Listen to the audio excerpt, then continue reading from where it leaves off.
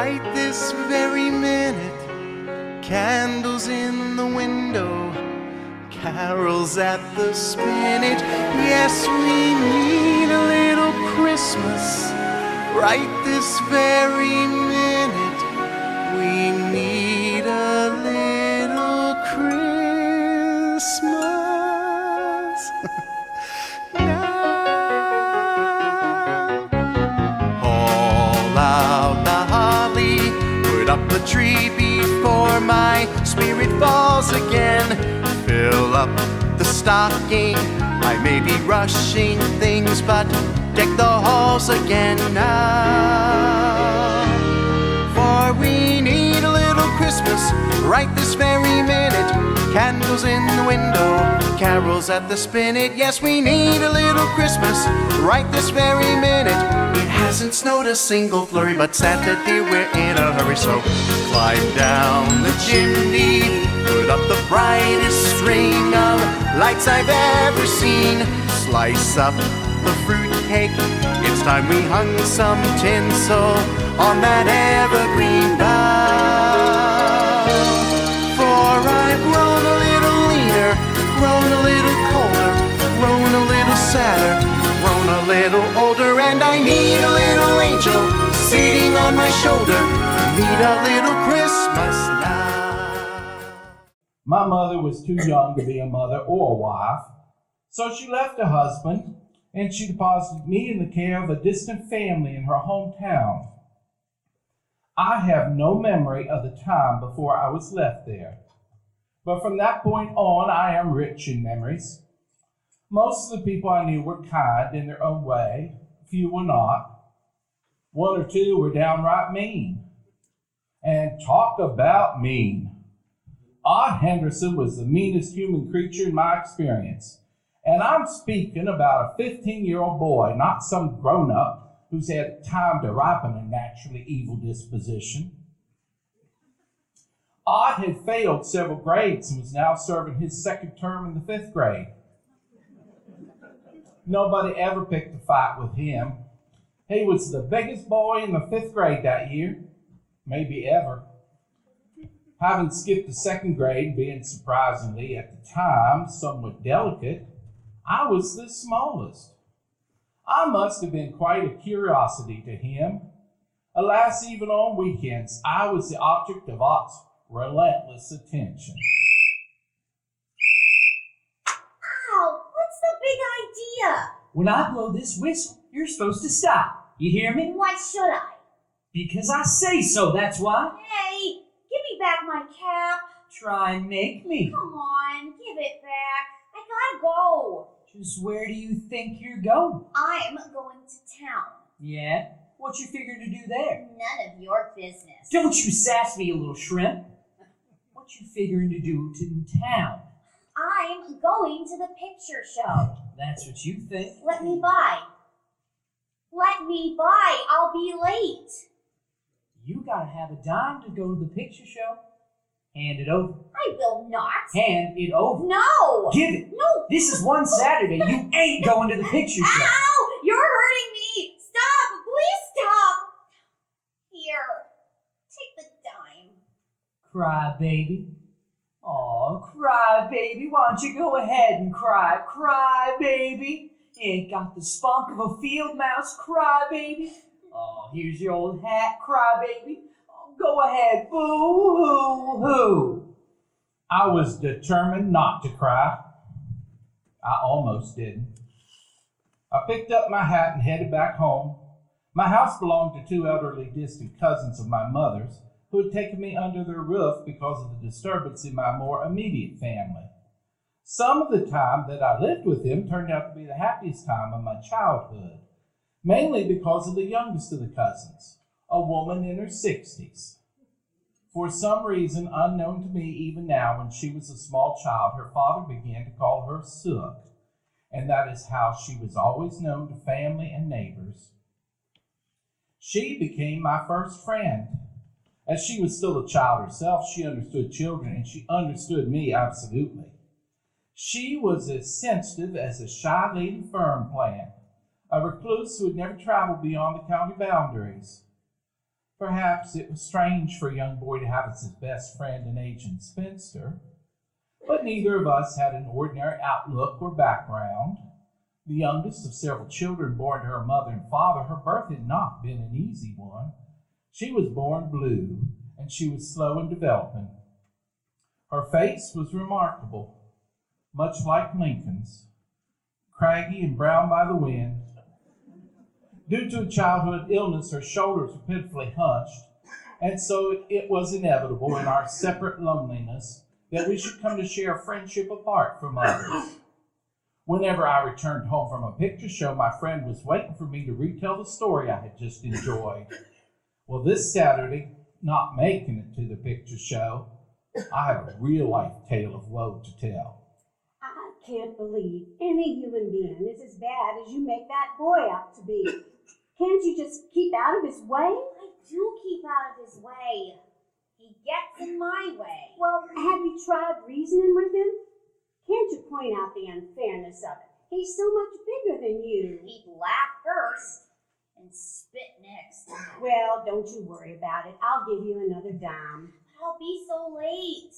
I'll miss the cereal. Anyway, you'll see the long picture.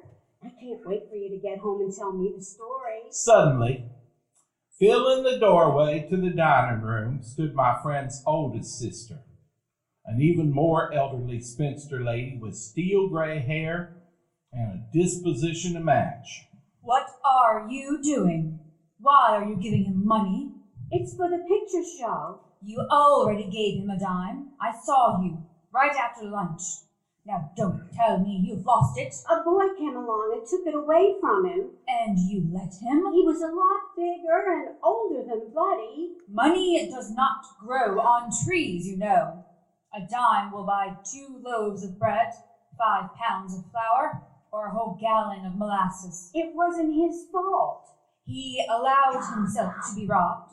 He can suffer the consequences. You know how much Buddy loves the picture show. I don't approve of him going every single week anyway. He'll ruin his eyes. What's the name of the picture this week? Oh, Claudette Colbert and Cleopatra. Cleopatra.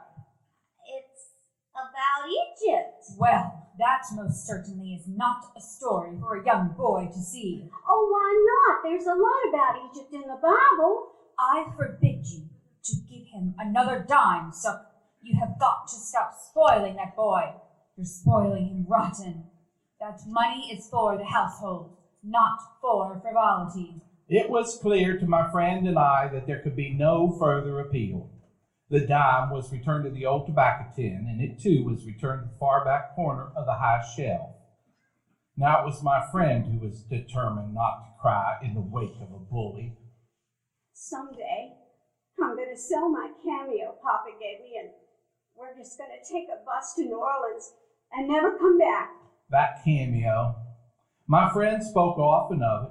Her papa gave it on her 10th birthday, telling her it was the finest of ivory and the purest of gold. It was our hope in times of trouble. When needed, we could sell it for a life away from those who sought to oppress us. I spent the next day wondering if Odd Henderson had used my dime to see Cleopatra at the picture show, or if he threw it away on some less noble endeavor. It was now Monday, and I'd soon be sitting next to Odd Henderson at school. Should I ask him? While I pondered that, my friend's sister spoke about Thanksgiving, which was only 4 days hence. I've been thinking, Sook. I'm going to sell the big gobbler, and we'll have the hen. Old Mr. Farnham says a fox got his gobbler last week, and he has a houseful coming. He'll take it live. We won't have to bother dressing it. The hen will be more than enough for us with only 7 this year. Now, Buddy, what's the matter with you? Why aren't you eating your breakfast? I'm not hungry. Don't you feel well? I've got a terrible stomach ache. Well, maybe you better not go to school. Of course he's going to school. Well, we might have a little cold. Why must you let him fool you? There's nothing at all the matter with him. Now you listen to me, Buddy. I'm tired of these scenes every morning. Please, I've got a terrible pain. You do not have a pain of any kind whatsoever. Now finish your breakfast. At once. He's a little pale. I'll just take his temperature. You keep out of this, Sook. I've heard of a boy disliking school, but I've never seen anything like the tricks you think of to stay home. Now why is that? Answer me. Did you do your homework? Do you know your lessons? Of course he knows his lessons. He got all A's on his last report card. Will you keep out of this, Sook? I want Buddy to tell me why he hates school. I don't hate school.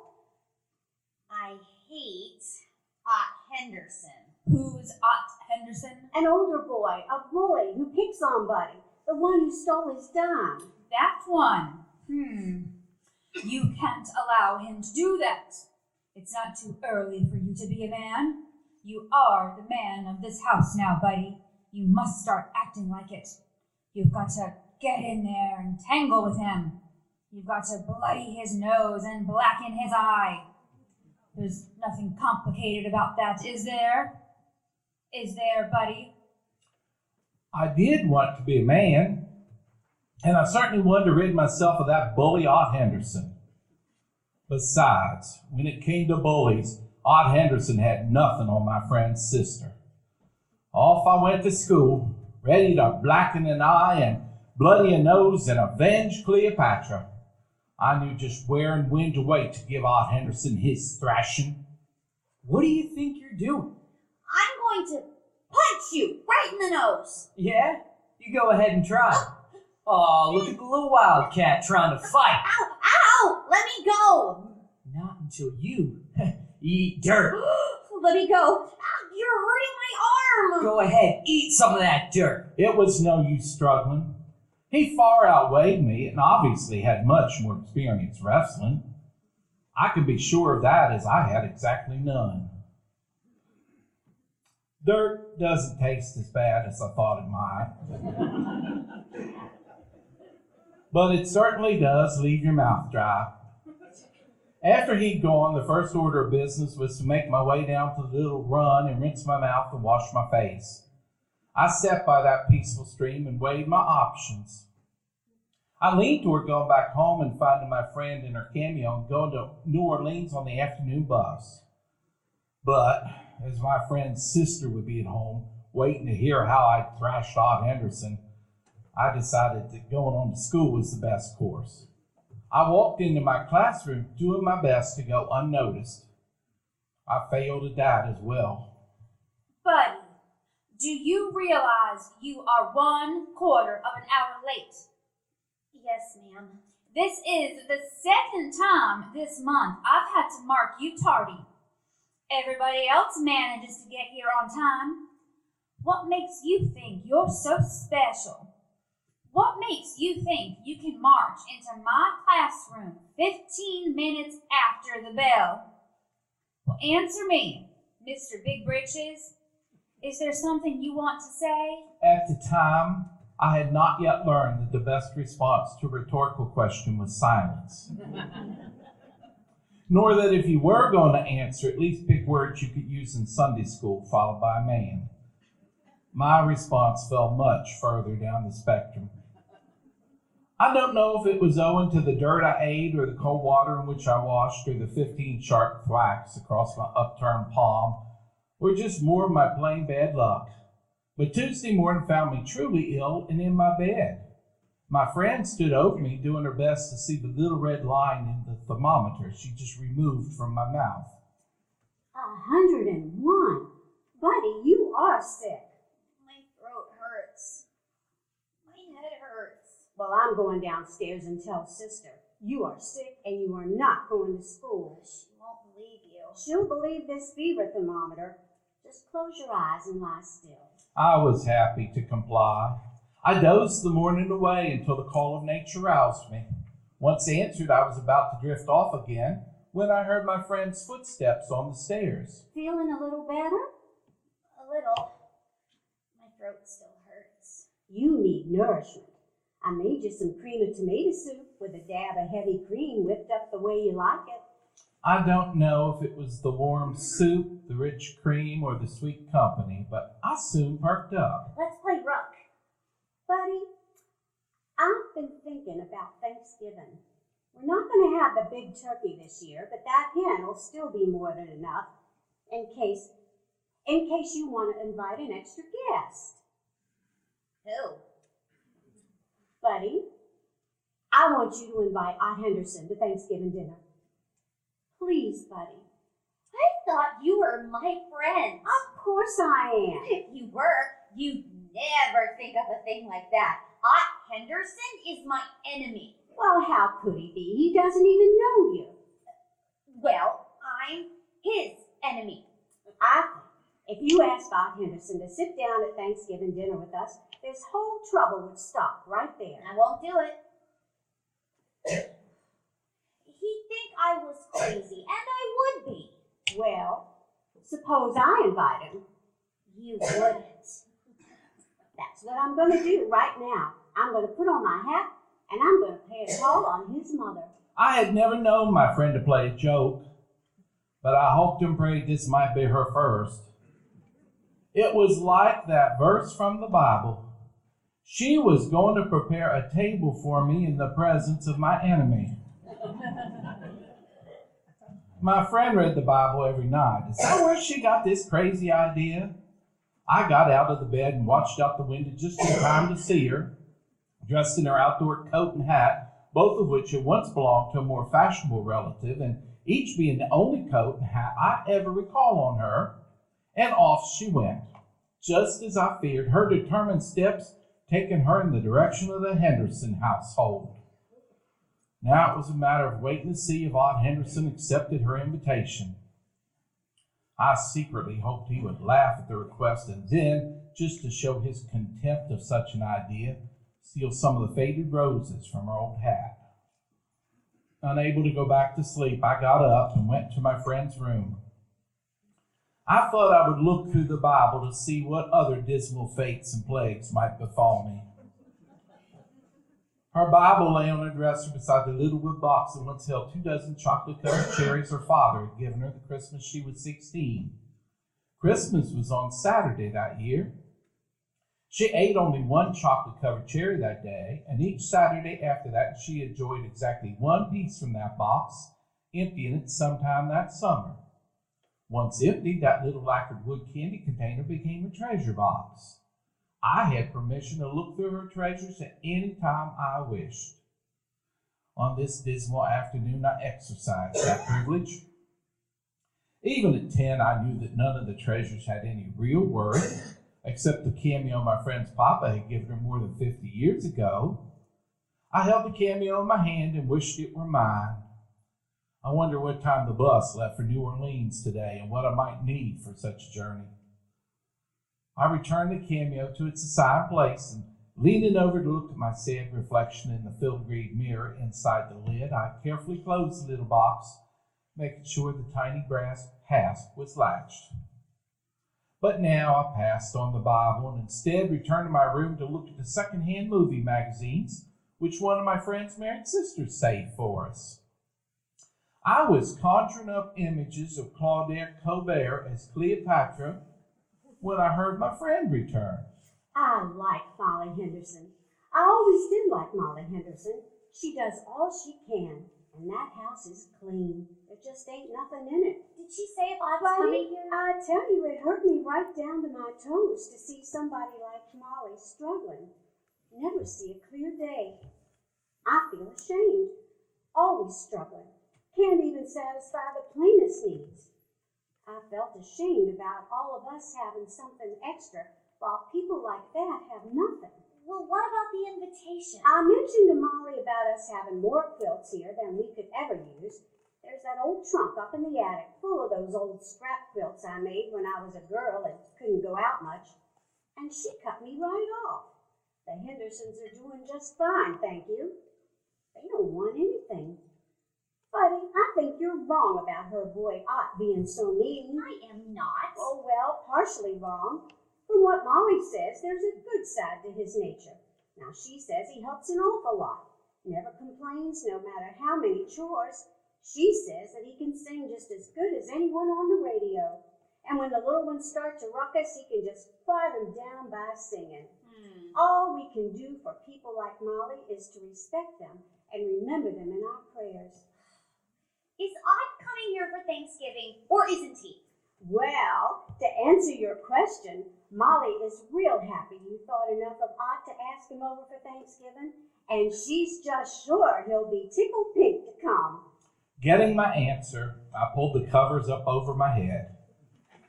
A few minutes after that, my friend finally stopped singing the praises of Molly Henderson and left me to sleep.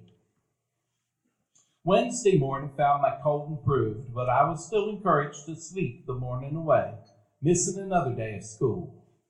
By noon, I came downstairs to have my lunch at the table with my friend. Considering we would have company for dinner the next day, she asked, Buddy, do you think you feel up to dusting the parlor? Sure, I like dusting. and I was nearly finished when I looked up to see my friend's sister, hands on hips, intently watching me. Got that boy house cleaning again, I see. Yes, he's done the whole parlor, but he's been more help than the dust maid. Cold better? A little better. Must be all better. Oh, the dust in here. Must be all better with you aiming to work so hard. Well, I've got a chore for you. Well, he's still a little weak. Buddy, why don't you go off to bed and take a little rest? Not so fast. Buddy, you get your jacket and come out to the chicken yard with me. What for? Buddy is going to kill the turkey this year. Kill the turkey? Well, House cleaning is women's work. About time he learned to do a man's job. please, don't make him do that. Why, he can barely stand to kill flies. I won't do it. What did you say? I won't. What? Won't! You march out there and get your jacket. And don't you ever again dare to defy an order from me. He's got to stop hanging off your apron strings, Sook. It seems I was especially unskilled in catching a turkey. After 10 exhausted minutes, my friend's sister had had enough. For heaven's sake, that old turkey hen won't have a bite of meat left on her if you keep chasing her like that. She stepped forward, and with no hesitation from either herself or the turkey, her practiced hand accomplished what I could not. In one fluid swoop, she reached down, grabbed the legs of the turkey in her right hand, and erected herself with her arm held out straight to her side. The turkey seemed to accept its face dangled peacefully. My friend's sister stepped out of the pen and, using her left hand, motioned for me to follow her to an area discreetly hidden behind the shed. With one graceful sweep of her arm, the turkey's neck lay across the old blood-soaked stump, awaiting the coup de grace. Nearly every Saturday, Sunday's dinner had met its fate here. Today it was the turn of the old turkey hen, and I was expected to perform the deed that would start the process from pen to platter. Pick up that hatchet. Pick up that hatchet. Now cut its head off. Go on. Did you hear what I said? Cut its head off. I picked up the hatchet because I was ordered to. I looked at its gleaming edge, recently sharpened for just this occasion. I even raised it in preparation. I wanted to do it, not because I was ordered to, but because I too believed it would make measure of the man I hoped to become. This turkey was tomorrow's dinner. She'd been raised for this purpose. I had no qualms about the turkey fulfilling its destiny. Buddy, now just do it. Cut its head off. Don't make it suffer. Do it clean. And I thought of that time last May, when one of the distant cousins came to visit. He had a gun that shot little brass pellets. He and I shot old cans and bottles off the fence, celebrating with each hit. I was surprisingly a good shot. As the cousin was resetting the cans on the fence for another round, I noticed a mockingbird sitting on the arm of the clothesline. Too impatient to wait for the cans, I took the easy shot. It was successful. The mockingbird lay on the ground. We did not celebrate. My cousin stopped setting up the cans and put the gun away. To this day, I am ashamed that I killed that mockingbird. And to this day, I am ashamed that I could not kill that turkey hen. Tears began to fill my eyes even before I flung the hatchet to the ground. I fled to the refuge of my bedroom, and there I opened the little door that led under the eaves. When I was safely inside that little space where no grown-up could enter, I surrendered to the sobbing. My friend came for me. Buddy, open the door. Buddy's sister feels bad too. She's a kind woman. She's just in too much of a hurry to make you grow up. Buddy, please come out. I'll make you some cream of tomato soup. I'll play you a game of rook. Buddy, we don't have to stay in this house if we don't like it. I'll sell my cameo Papa gave me, and we'll just get on a bus and go to New Orleans. Just go away, please. Just for a little bit. All right, buddy. I have to go dress the turkey anyway. I took a moment to quiet myself and sat for a bit longer under the dark eaves. Some time later, I emerged. I found my friend and her sister busy in the kitchen with the preparation for tomorrow's Thanksgiving dinner. Can I help? Of course, buddy. You can break up the bread for the stuffing. Can I have some of the turkey feathers? I want to make an Indian hat. Of course, buddy. I saved some really good ones just for you. Our most delicate task on Thanksgiving Eve was preparing the table. The linen had belonged to my friend's mother. It was 80 years old and had been mended and patched.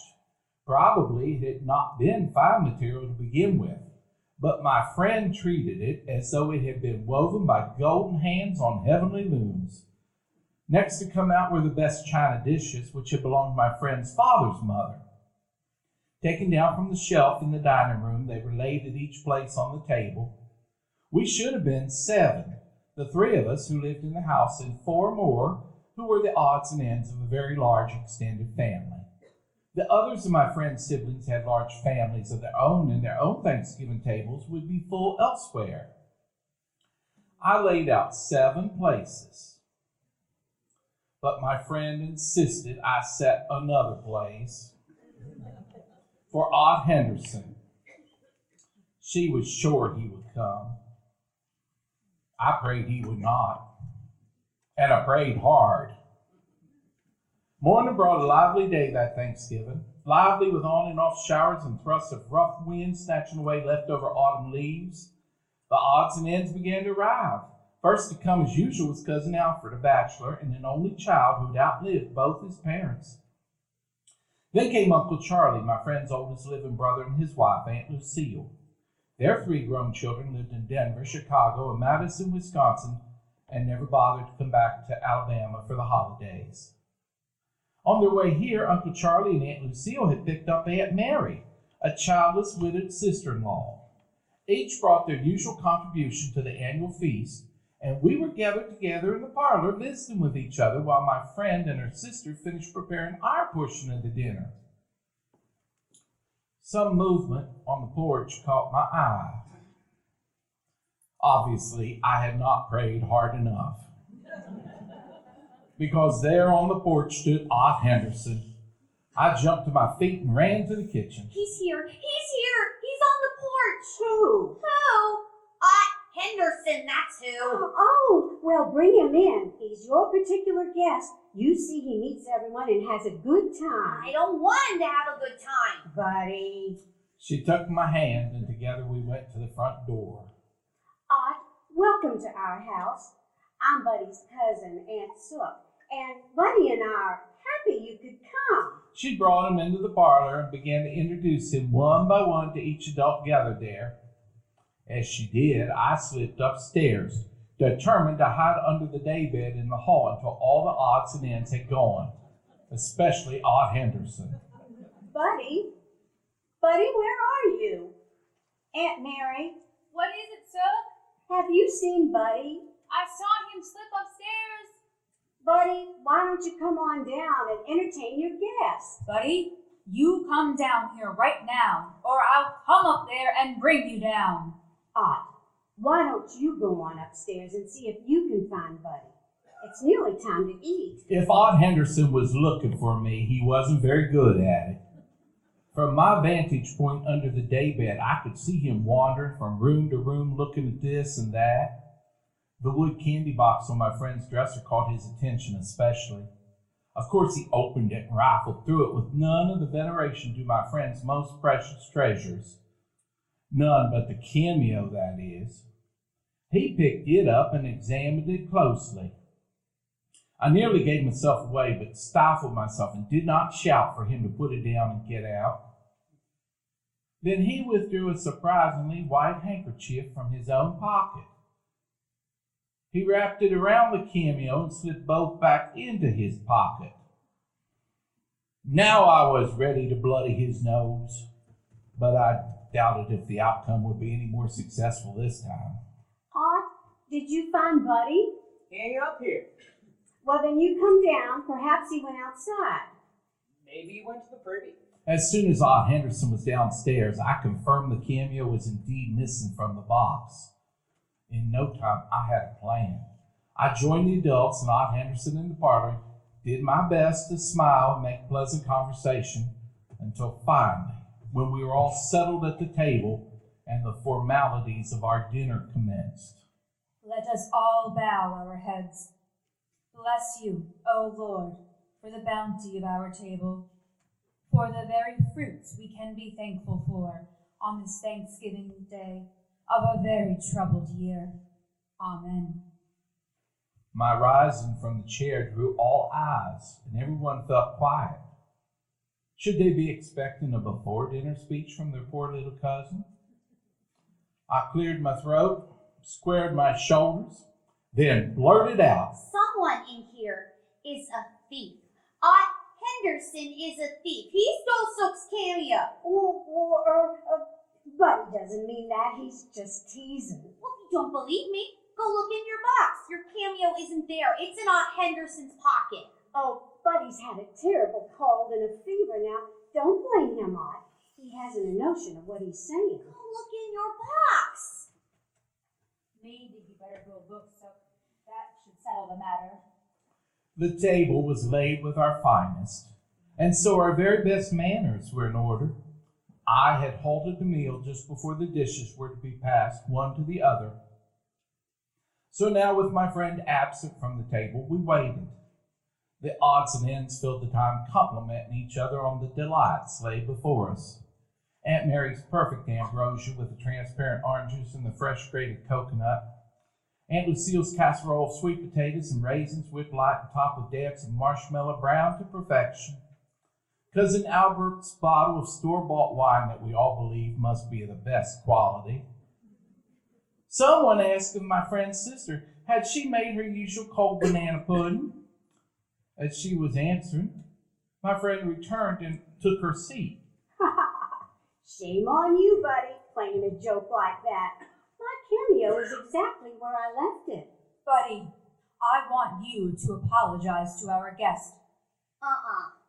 Buddy, I said apologize to our guest. I can't. Buddy, you will leave the table. I remained silent, but I would not budge. Buddy, you will leave the table.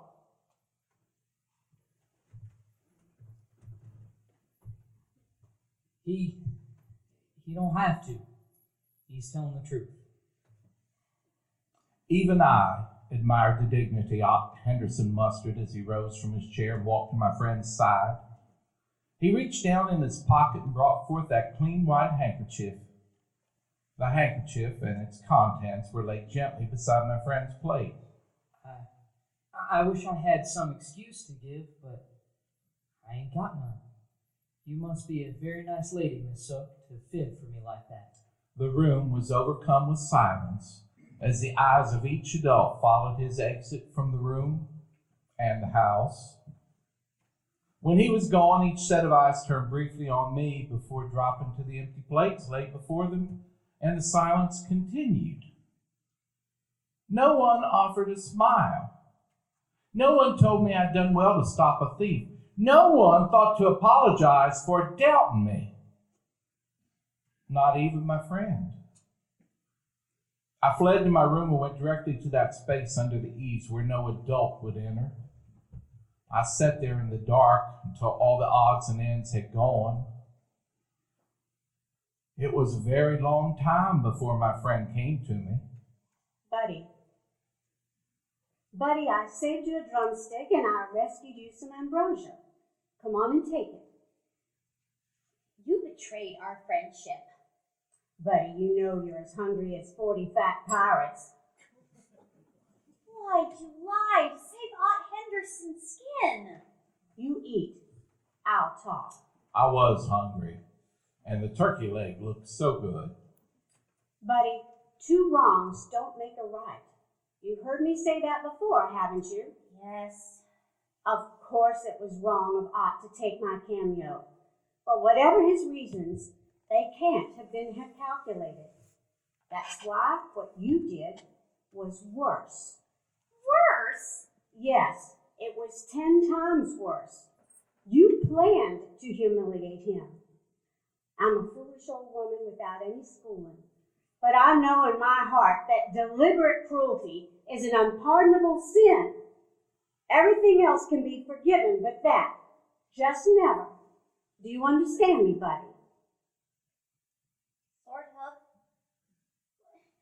Anyway, I got your cameo back. What if I let Ott steal it? And then how could we get on a bus to New Orleans? When you've finished eating that turkey, go down to the kitchen. I saved a cup of the banana pudding. In New Orleans? I bet there's a picture show every day. Of course, it's a big city. When are you going to sell your cameo? Oh, one of these days, when I can get somebody to pay me what it's really worth. We'll get a lot of money for it, won't we? Of course we will, Buddy. Why, it's ivory and pure gold. Buddy, I almost forgot. I brought you the wishbone. Pull it with me. Make a wish and pull. Ha ha! Easy as pie. You win. Tell me your wish. Oh, I just wish you'd forgive me for taking Aunt Henderson's side against you. Buddy, will you? Well, is that a pardonable sin? I felt much better when I forgave my friend. And when I returned to school, I forgave Aunt Henderson too, although I didn't risk telling him that out loud. I'm not sure if he really changed, but in my eyes he seemed a little humbled, and there was now a truce between us. One day, a week or two after Thanksgiving, I returned home from school to find my friend's sister sitting on the front porch. Was she waiting for me? I tried to think what I might or might not have done that would cause her to sit sentry in the chilly air awaiting my return. She surprised me with an especially warm greeting. How was school today, buddy? All right. I baked some cookies today. They are in the kitchen. Help yourself. Thanks. Even now, when I close my eyes, I can still see that old kitchen. A great black stove is its main feature, but there is also a big round table and a fireplace and 2 rocking chairs placed in front of it. A few weeks after Thanksgiving, the fireplace commenced its seasonal roar. Off to the side is a warm bed for Queenie. She's our tough little orange and white rat terrier who has survived distemper and 2 rattlesnake bites. My friend is standing at the kitchen window.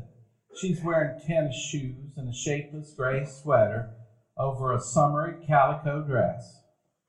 She moves closer to the window and looks out. Her breath frosts the window pane. Oh my, it's fruitcake weather. Buddy, did you hear me? Okay. Fruitcake weather. Finish your breakfast, buddy. There's work to do. She calls me Buddy in memory of a boy who was formerly her best friend. The other Buddy died in the 1880s when she was still a child. Mostly, she is still a child. Buddy, I knew it when I got out of bed. The courthouse bell sounded so cold and clear. There were no birds singing. They've gone to warmer country, yes indeed. Oh, buddy, stop stuffing biscuits in your mouth and fetch our buggy. We've 30 cakes to bake. Pecans first? Of course, they finished the harvest yesterday. Get your buggy and take everything out of it. It's always the same. A morning arrives sometime in December and my friend announces, It's fruitcake weather. Fetch our buggy. the buggy is my dilapidated baby carriage. It was bought for me when I was born. It is made of wicker, rather unraveled, and the wheels wobble like a drunkard's legs. But it is a faithful object. Springtimes we take it to the woods and fill it with flowers, herbs, and wild fern for our porch pots. In the summer, we pile it with picnic paraphernalia and sugarcane fishing poles. It has its winter uses, too, as a truck for hauling firewood from the yard to the kitchen. This morning, we got our buggy with Queenie trotting beside it down the road a mile or two to a grove of pecan trees. Look at the sign. No trespassing. Oh, we're not trespassing. We're just gathering the windfall. Well, what if Mr. Callahan comes while we're picking up pecans? We'll thank him nicely. Once they're on the ground, he doesn't want them. Maybe we could promise him a cake? Our cakes are presents for people we like and admire. The grass is too long. I can hardly find them. Oh, look hard, buddy. If we don't get them, they'll go to waste. Well, it's easy if you crawl. Oh, my back hurts. Mine doesn't. Of course, you're too young to have a backache. Wait till you're old. When I'm old, you'll be very old. Yes, and you'll have to bake all the fruitcakes yourself. No! Yes, and I'm not going to do any work. I'm just going to sit in my rocker and watch. You'll never be that old. 3 hours later, we are back at the kitchen ready to shell a buggy load of pecans.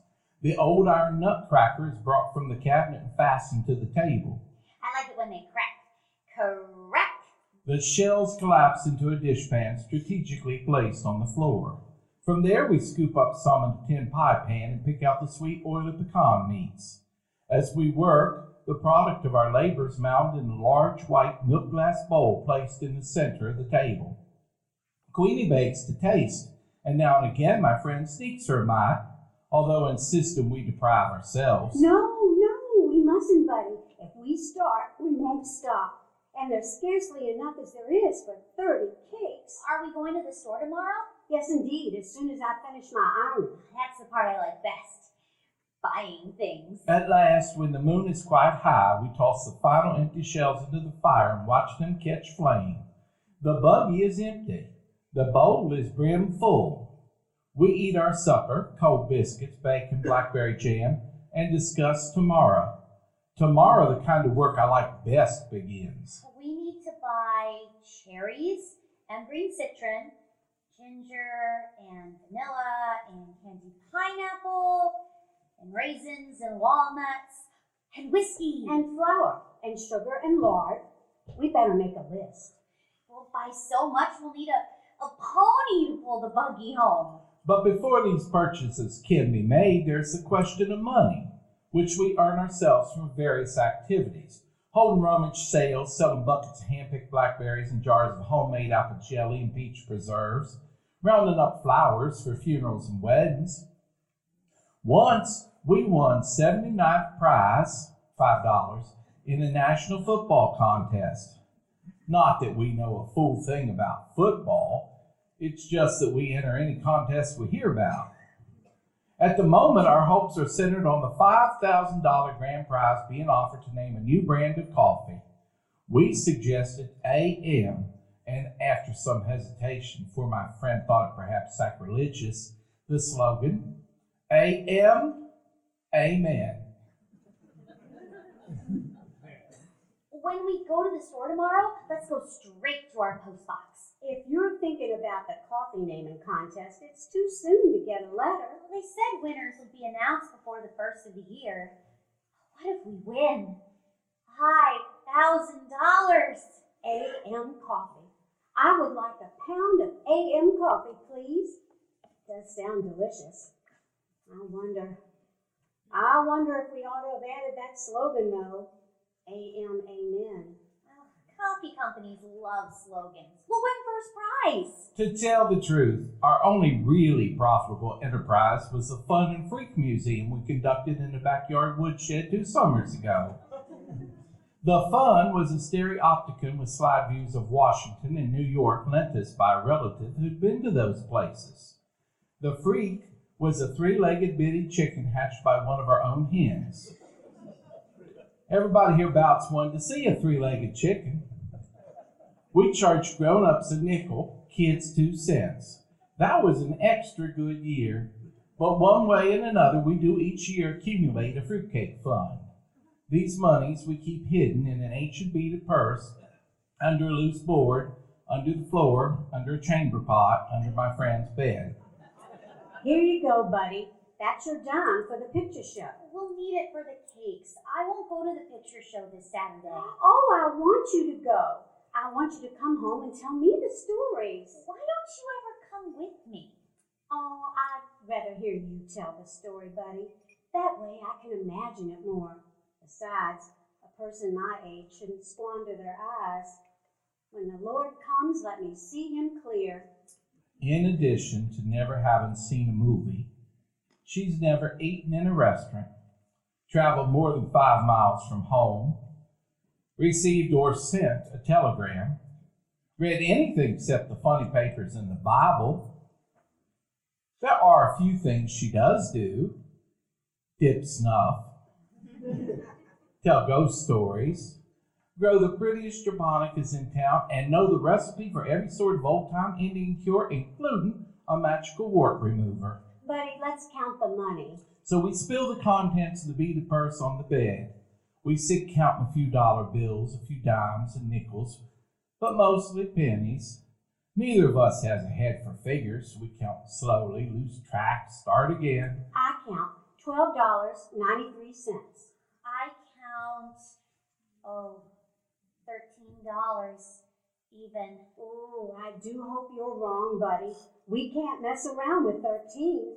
The cakes will fall or put somebody in the cemetery.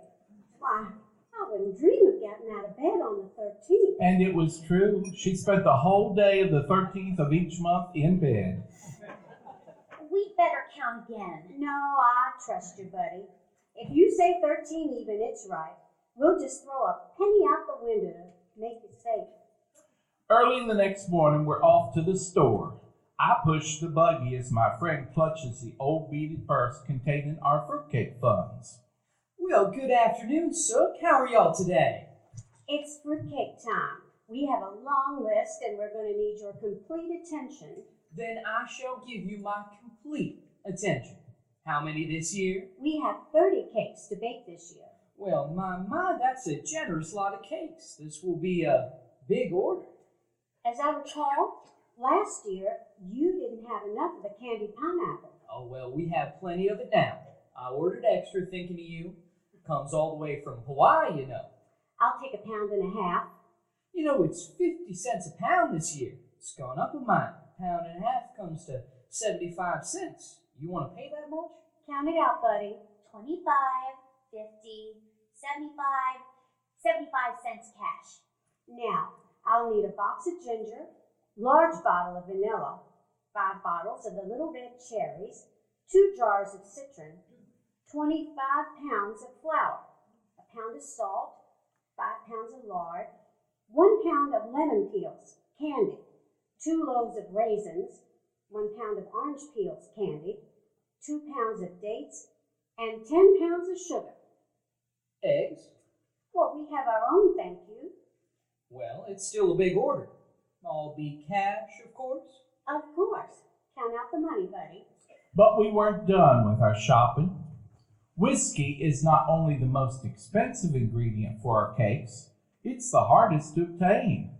State law forbids its sale, but everybody knows you can buy homemade whiskey from Mr. Ha Ha Jones.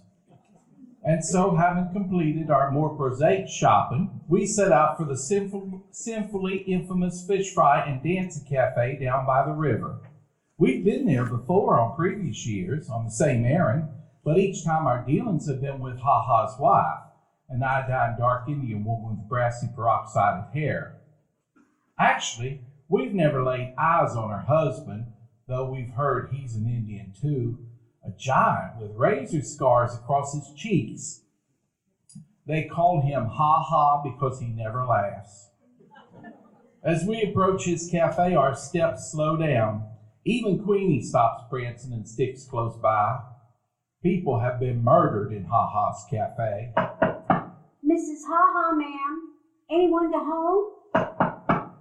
Mrs. Ha Ha, we're here on business. Finally, the door opens, and it's Mr. Ha Ha Jones himself. What you want with Ha Ha?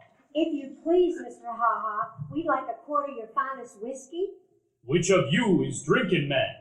It's for making fruitcakes, Mr. Ha Ha, for cooking. That wastes good whiskey. Please, Mr. Ha Ha, we make fruitcakes for our friends. 1 quart, $2. He disappears into the dark cafe as I count out coins. He returns with a jar of amber liquid and lays it in the buggy next to the other cake ingredients. Here's $2, even. Take whiskey, no charge. Bring Ha Ha fruitcake. Oh, why, thank you so much, Mr. Ha Ha. Now go away before people see you here. Thank you, Mr. Ha Ha. Such a nice man. Did you see? I think he was smiling. We'll put extra raisins in his cake. Maybe extra whiskey, too. That afternoon, the black stove glows like a lighted pumpkin. Egg beaters whirl, spoons spin round, and bowls are shortened in sugar. Vanilla sweetens the air, ginger spices it. Nose-tingling odors saturate the house and suffuse the kitchen. It is 4 days before our work is done. Whew, 31 cakes, buddy. We dampen each cake with precisely 3 tablespoons of Mr. Ha Ha's whiskey. 6 on his. Who are the cakes for, you ask? Well, friends, not necessarily neighbor friends. Indeed, the larger share is intended for persons we met maybe once, perhaps not at all. People who struck our fancy.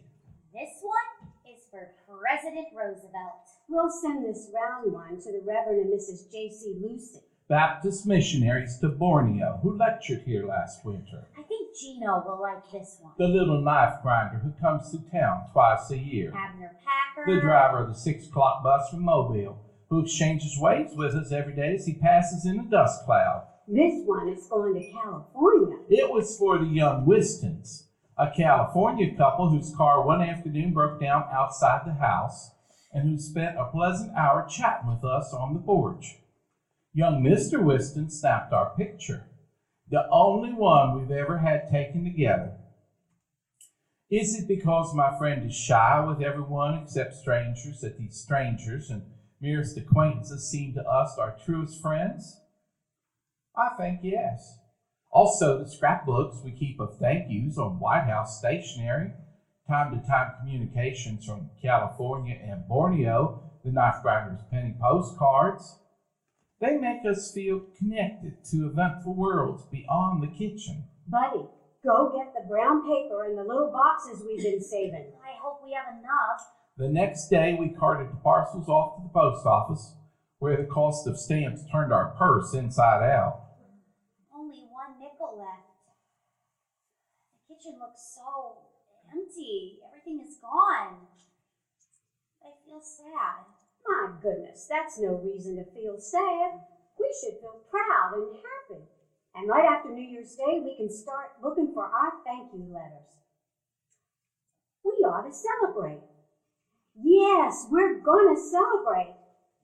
Buddy, have you ever tasted whiskey? You know I haven't.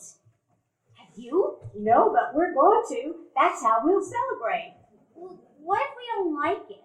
Well, Uncle Charlie loves it, and we're both his relatives. Tastes run in the family. Here's your glass, and here's mine. Are you ready? Oh, wait. We have to have a toast. We have to drink in honor of somebody. Us. I drink in honor of us. To us. Ooh, It's strong. it's nice and warm going down, though. Uncle Charlie used to drink this for his chest colds. I kind of like it. Well, it wouldn't be in a recipe for fruitcake if it wasn't good. We're quite awed with drinking whiskey. Each sip brings a shudder and a funny face, but we like it. Queenie wants some. We give her a spoonful in a bowl of coffee. By and by, we begin to sing. The two of us singing different songs simultaneously. Oh, late last night when we were all in bed. Oh, lady, they were little and turned in their shed. And when the cow kicked it over, she winked her eye and said, "There'll be hot times, real times." Unable to finish my song, I begin to dance. That's what I mean to be, a tap dancer in the movies. Look at Queenie. She's rolling on her back. She wants some more. My friend waltzes around the stove, the hem of her poor calico skirt pinched between her fingers as though it were a party dress. Show me the way to go home. Whiskey makes me feel sparkly inside. And then suddenly, in the doorway, So, buddy, what are you two up to? Will you be quiet? What is wrong with you? Buddy, come here. Let me smell your breath. A child of 10, whiskey on his breath. Are you out of your mind, feeding a child whiskey? Oh, Sook, you must be as loony as they say. Shame on you. If anybody from town hears about this, it will be a scandal, humiliation. Both of you, kneel down on your knees and pray. Pray and beg the Lord to forgive you. Queenie sneaks under the stove. My friend gazes at her shoes. Her chin quivers. She lifts her skirt and blows her nose and runs to her bedroom. Buddy, you had better go to bed. I don't argue. But before I go to my room, I look in on my friend.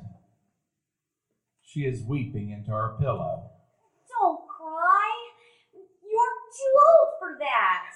It's because I am too old. Old and funny, like they say. Not funny. Fun.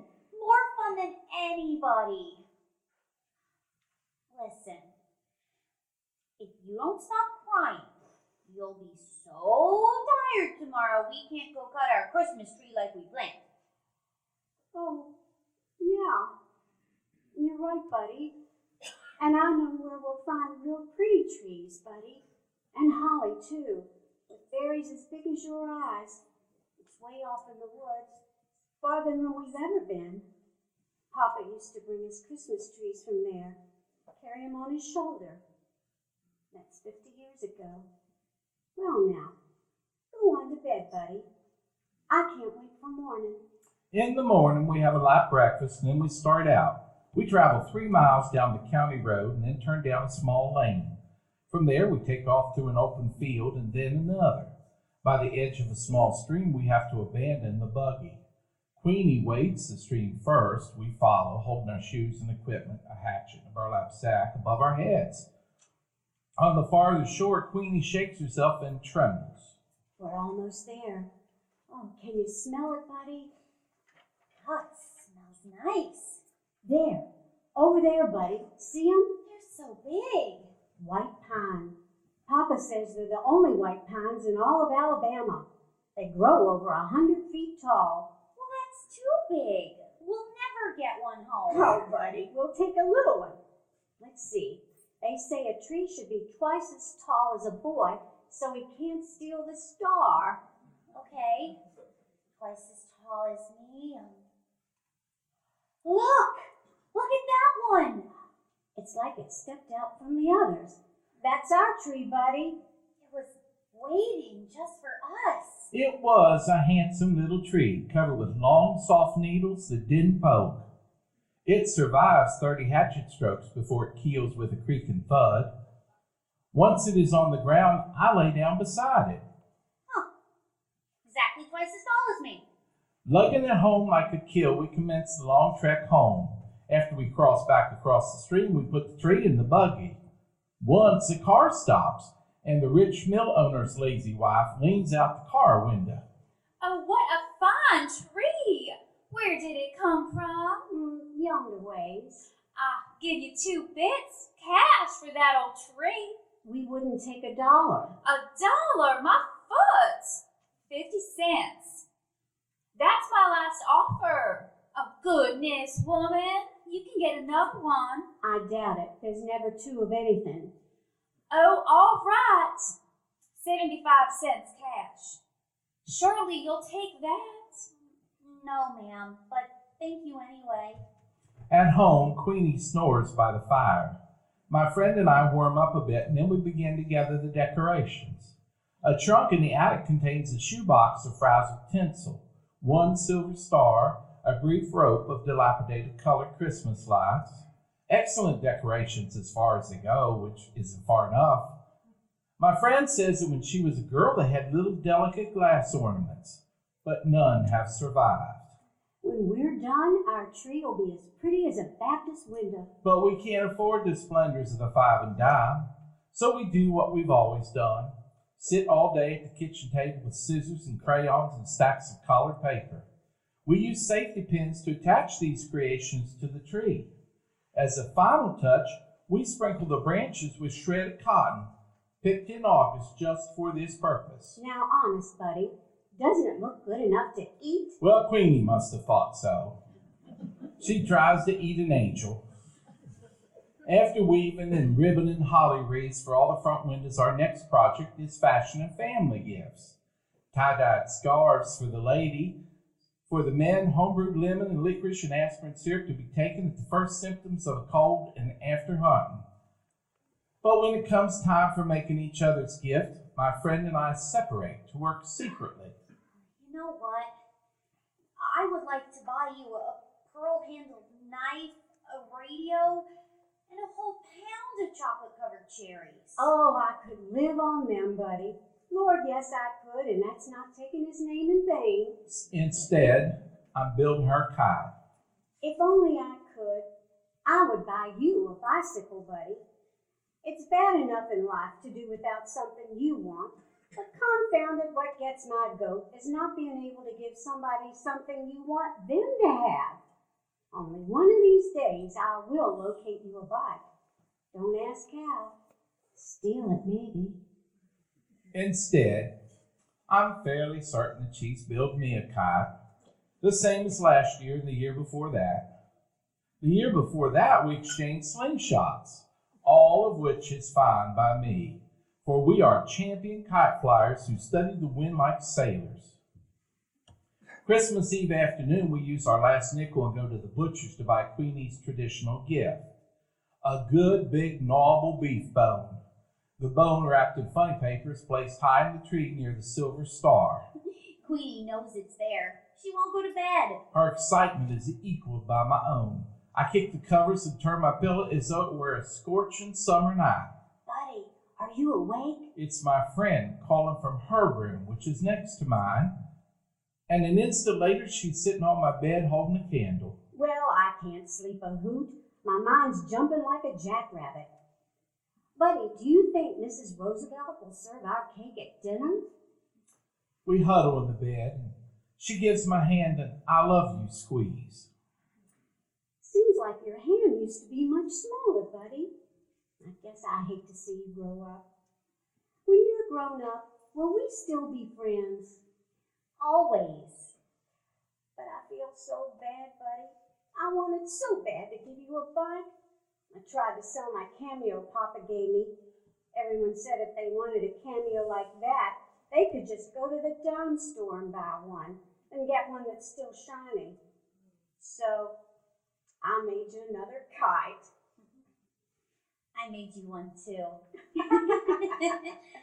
We doze, but the beginnings of dawn splash us like cold water. We're up, wide-eyed, and wandering while we wait for the other occupant of the house to waken. Quite deliberately, my friend drops a kettle on the kitchen floor. I follow her lead and drop a pot. Finally, my friend's sister emerges, looking as though she'd like to kill us both. But it's Christmas, so she can't. For heaven's sake, can't a body sleep in on Christmas? No opening presents until after breakfast. But we're so impatient to get to the presents, we can't eat a mouthful. Finally, we can open packages. I am so disappointed. Who wouldn't be? Look, Sook, I got 3 pairs of socks, a Sunday school shirt, and a little shepherd. That's a year's subscription to a religious magazine for children. It makes me boil. It really does. I'm sorry, buddy. That's okay. You got some nice stuff. I like the tangerines, a whole sack. That's your best present. And we'll share those. She was proudest of a white wool shawl knitted by one of her married sisters. But she says her favorite gift is the kite I built her. And it is very beautiful, though not as beautiful as the one she made me, which is blue and scattered with gold and green good conduct stars. Moreover, my name is painted on it, Buddy. Buddy, the wind is blowing. Let's go. I'll race you. We run to the pasture below the house where Queenie has already gone to bury her bone. And where, a winter hence, Queenie too will be buried. There, plunging through the healthy waist-high grass, we unreel our kites, feel them twitching at the string like skyfish as they swim into the wind. Satisfied, sun-warmed, we sprawl in the grass and peel tangerines and watch our kites cavort. Soon, I forget about the socks and the shirt and the little shepherd. I'm as happy as if we'd already won the $5,000 grand prize in that coffee naming contest. My, how foolish I am. You know what I've always thought? I've always thought a body would have to be sick and dying before they saw the Lord. And I imagined that when he came, it would be like looking at the Baptist window. But I'll wager it never happens. I'll wager at the very end, a body realizes the Lord has already shown himself in things as they are. As she speaks, her hand circles in a gesture that gathers clouds and kites and grass and Queenie pawing earth over her bone. Just what I've always seen was seeing him. As for me, I could leave the world with today in my eyes. This is our last Christmas together. Life separates us. Those who know best decide I belong in a military school. And so follows a miserable succession of bugle-blowing prisons, grim revelry-ridden summer camps. In between, I live with my hitherto absent mother and her new wealthy husband. So I have a new home. But it doesn't count. Home is where my friend is. And there I never go. And there she remains, puttering around the kitchen alone with Queenie. Then alone. Buddy dear, yesterday Jim Macy's horse kicked Queenie bad. Be thankful she didn't feel much. I wrapped her in a fine linen sheet and rode her in the buggy down to Simpson's pasture, where she can be with all her bones. For a few Novembers, she continues to bake her fruitcakes, single-handed. Not as many, but some, and of course she always sends me one. I saved the best of the batch for you. Also, in every letter, she encloses a dime wadded in toilet paper. See a picture showing, write me the story. But gradually, in her letters, she tends to confuse me with her other friend, the Buddy who died in the 1880s. More and more, 13ths are not the only days she stays in bed. A morning arrives in December, a leafless, birdless coming of winter morning, when she cannot rouse herself to exclaim, It's fruitcake weather. and when that happens, I know it, even before the message saying so arrives. The letter merely confirms a piece of news some secret vein had already received. A few weeks later, my friend's precious wood box was sent to me by a cousin. There was a note taped on side that said, "For Buddy." Inside were all my friend's treasures. Among them was a cameo brooch. now wrapped in a clean white handkerchief that once belonged to Aunt Henderson. I'm sure my friend's papa never guessed the cheap little dime store trinket would be so treasured, never to be lost. You know, I do plan to sell that cameo one of these days. If ever I can find someone who can pay me what it's truly worth. And that's how I remember Christmas.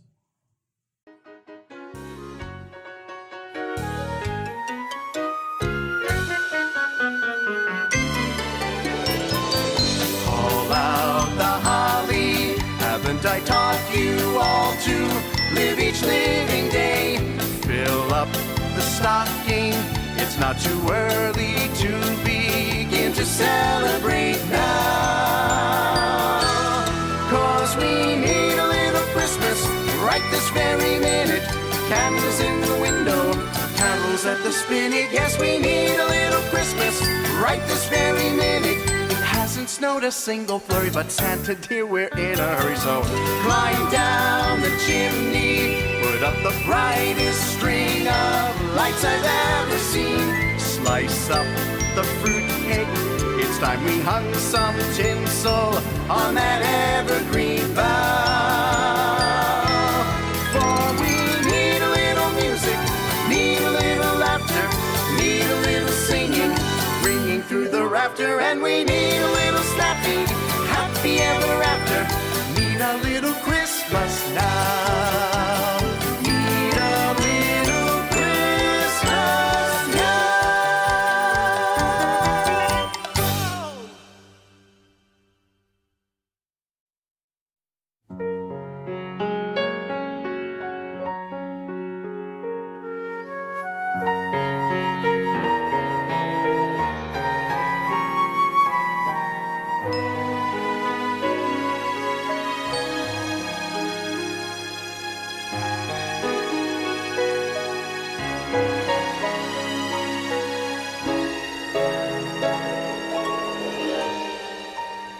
Oh, we need a little Christmas right this very minute. Candles in the window, carols at the spinet. Yes, we need a little Christmas right this very minute. We need a little Christmas now.